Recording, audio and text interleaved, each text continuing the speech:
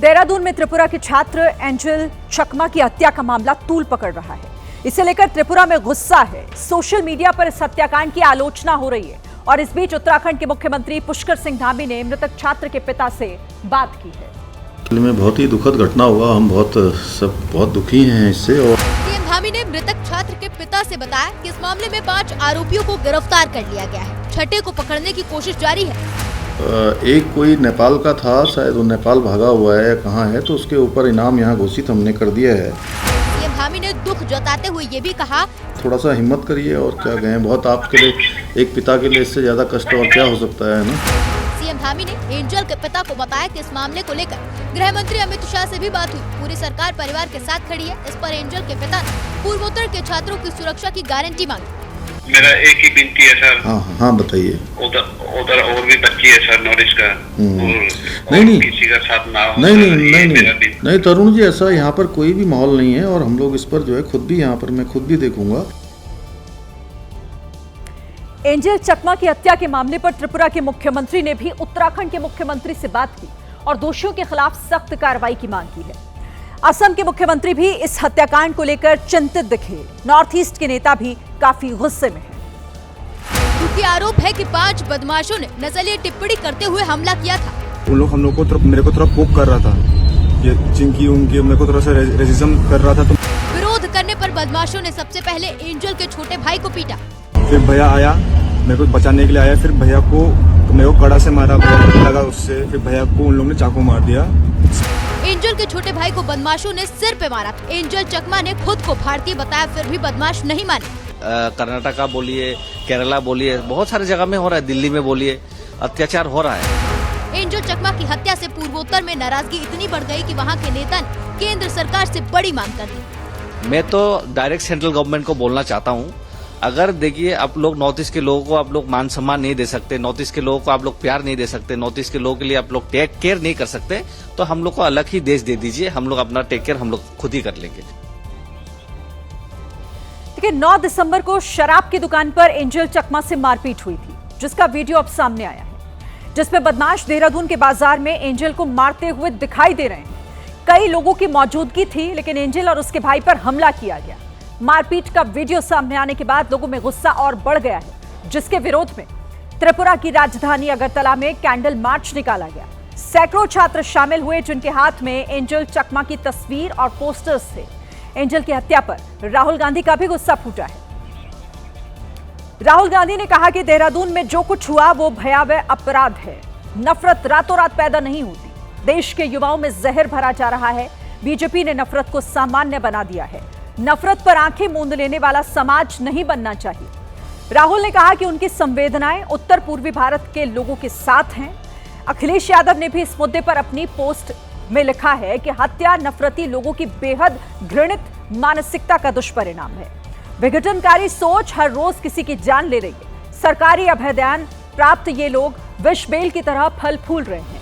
नकारात्मक तत्वों से देश और देश की एकता अखंडता खतरे में है। असामाजिक लोगों को अपने बीच पहचानने का काम करें। कल हम में से कोई भी इनकी हिंसा का शिकार हो जाएगा।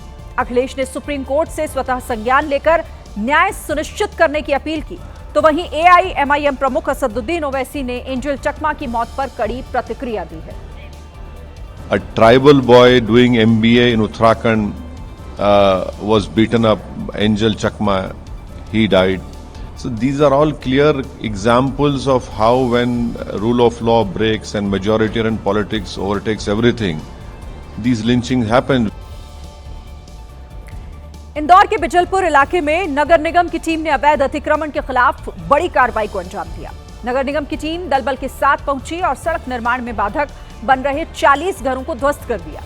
दरअसल यहां 100 फीट चौड़ी सड़क का निर्माण किया जाना है, लेकिन इस काम में कई मकान ऐसे हैं जो बाधक बन रहे थे। ऐसे में नगर निगम की तरफ से पहले नोटिस जारी हुआ, अवैध निर्माण हटाने के आदेश दिए गए, लेकिन जब लोगों ने नोटिस को गंभीरता से नहीं लिया तो फिर नगर निगम की टीम ने अवैध निर्माण को तोड़ने की कार्रवाई की। तो सड़क चौड़ीकरण के लिए यहां पर जो 40 अवैध रूप से मकान बने हुए थे, उन्हें नोटिस जारी हुआ था, लेकिन जब लोगों ने इन्हें खाली नहीं किया तो फिर बुलडोजर एक्शन हुआ है। मध्य प्रदेश के अशोकनगर में सट्टा किंग आजाद खान के होटल आजाद पैलेस पर आज प्रशासन का बुलडोजर जमकर गरजा। इस दौरान पुलिस की भारी फोर्स की भी मौजूदगी रही। सट्टा किंग आजाद खान के पैलेस पर बुलडोजर का प्रवेश हो गया। आलीशान फार्म हाउस जमींदोज होने के बाद अब बारी आजाद खान के होटल की थी। 2 बुलडोजर और 1 हैवी क्रेन कार्रवाई के लिए सुबह करीब 9 बजे होटल पहुंचे और 3 मंजिला होटल के अगले और पिछले हिस्से पर जेसीबी चलना शुरू हुआ। देखते ही देखते पूरा होटल मलबे में तब्दील हो गया। कार्रवाई निर्माण के दौरान नियमों का पालन न करने की वजह से अंजाम दी गई। आपको बता दें कि ऑनलाइन सट्टा सरगना आजाद खान आत्महत्या के लिए उकसाने के मामले में पहले से ही जेल में बंद है। होटल गिराने से पहले आसपास की सभी दुकानों को बंद करवाया गया। गलियों पर भी बैरिकेड लगाकर आवाजाही बंद की गई, लेकिन फिर भी आजाद खान के काले साम्राज्य का अंत अपनी आंखों के सामने देखने के लिए भारी भीड़ जमा हो गई। कार्रवाई के दौरान इलाके में 100 से ज्यादा पुलिस जवान तैनात रहे। ड्रोन से भी पूरी प्रक्रिया की रिकॉर्डिंग की गई।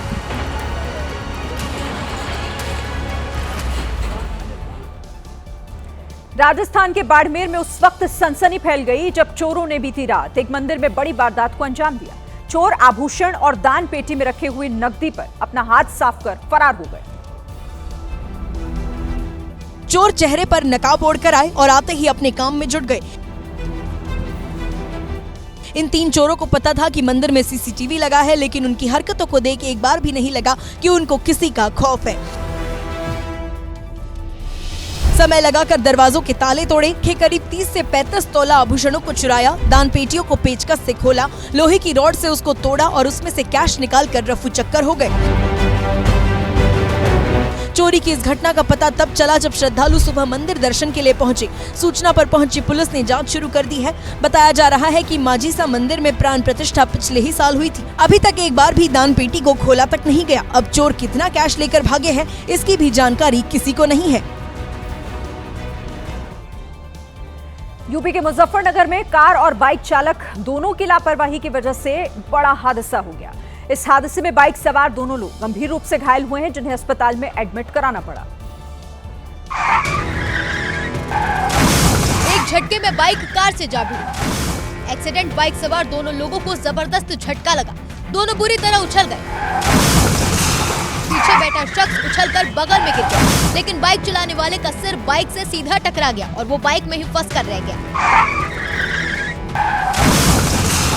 पीछे बैठे बुजुर्ग तो उठकर खड़े हो गए, लेकिन बाइक राइडर को कार ड्राइवर की मदद से किनारा लाया गया। हादसा इतना जबरदस्त था कि बाइक आगे से चूर-चूर हो गई।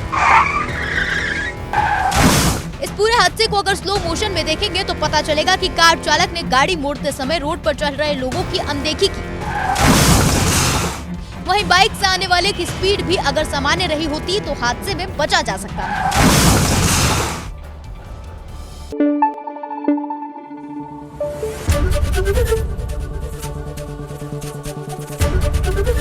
एबीपी न्यूज आपको रखे आगे।